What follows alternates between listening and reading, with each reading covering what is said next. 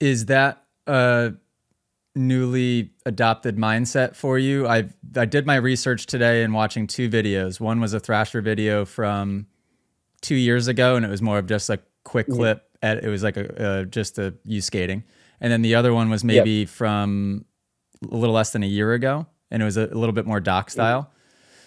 And in that showed you, jujitsu, kind of talking about the process of learning a little bit. Have you Yep. always had that mindset, like as you were growing up and amateur skater, pro skater, I or think is that new?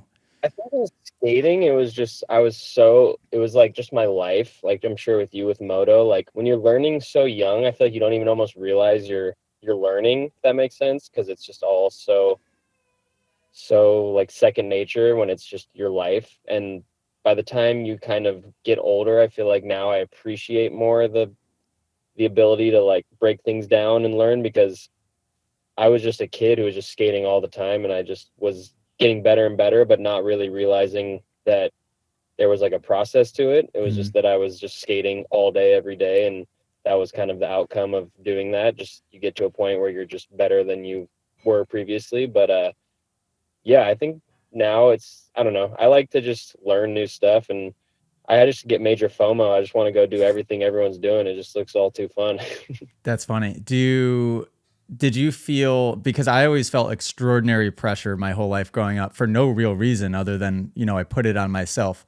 You have a pretty good Yeah. reason, I guess, in that your dad clearly was a Yeah. good skateboarder.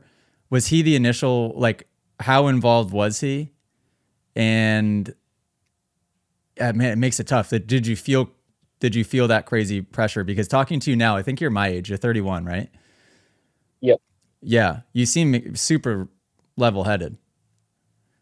I mean, honestly, like in skating, that kind of almost like moto family, moto dad mindset that you see a lot in that sport is pretty kind of frowned upon almost. And like the industry doesn't really like that if parents are kind of pushing their kids to begin with, it's kind of like I don't know, a red flag a little bit for brands. They don't really want to be associated with that type of like output for little kids, you know? And so my dad honestly didn't care. He was down, like he's taken me to the track before and he had no idea what was going on, but he loaded up the bike for me and was just like, we're gonna just I'm gonna learn too right now. We're gonna learn this together. But yeah, he was honestly just down for me to do whatever I wanted. And skating was just, I mean, obviously at this point it's like genetically in my DNA to skateboard. And I think it's just a product of literally since I mean, I've been skating, I guess, as long as you've been riding, 2 years old. Some of my Mhm. first memories are me on a skateboard with my dad. And that's just how like integrated it is into my life. So there wasn't any pressure being applied. It was more so like, I'll No, support you not in from doing what you him. want. Yeah, not from him. I mean, at a certain point, I think there was just like somewhat pressure from maybe the people watching it from the outside. But I think I was fortunate enough to grow up in a time where social media wasn't so prevalent. And, I think if I was doing it now, like maybe you see like how a Hayden is, or it's got to be pretty hard seeing a lot of the feedback right there in your face all the time about, you're never going to do this, you're never going to be this, you're never going to do that or whatever. And so I think it was a little more kind of blocked off from my vision, which maybe was helpful to my mind at least. And I mean, I gotta commend Hayden for just like face first, just pushing through that because it's pretty brutal on the internet, man. Yeah. Well, think about it. I mean, he was born into that, so he Yeah, doesn't know any reality different. I'm sure that they've been like, there's intention behind how he avoids looking at that stuff or whatever the process is.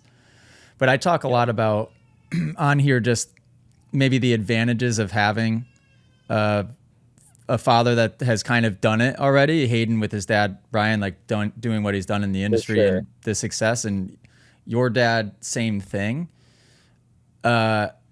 It can there is a very there's a level of it of where it can maybe take the pressure off because I think they know how to parent somebody into success at that point. Where I don't know if maybe Yeah, the parents that haven't done it themselves, like my dad would be an example of just like there was so much pressure being applied all the time that it kind of made me hate it for a little bit. It's actually a Yeah, miracle that I never sure. got out of it. Yeah, I mean, I think you see that a lot. I had a friend who should have had it all in skateboarding. He was better than all of our friends, and his dad just completely burned him out. And now, like, you don't really see him. Like, I haven't talked to him forever. Just kind of just wanted nothing to do with the reality of like trying to be a pro skater because he just got burnt out on it. But yeah, I think my dad just always tried to instill in me that no matter what, you just gotta, you know, keep a level head and just be a good person. And even if you're extremely good at this one thing for whatever reason or whatever it may be, doesn't mean you're better than anyone else. And he's just kept that mindset like kind of instilled in me my whole life. And I think that helps a lot when you are dealing with maybe your own, ego or your Mm-hmm. own personal like accomplishments that you want to achieve that maybe aren't working and you feel maybe like you're not going to make it or whatever it is. And I think he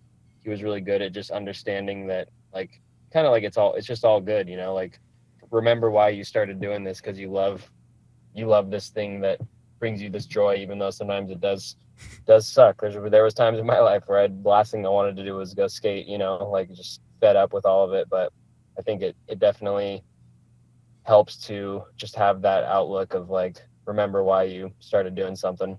If you guys enjoyed this podcast clip and you want to listen to full episodes, you can do so on Spotify and Apple Music. If you want to send in your own video submission, you can join us in the Moto Academy family inside of the Moto Academy app by just going to themotoacademy.com. That's also where you can sign up for a class. Okay, guys, see you next episode.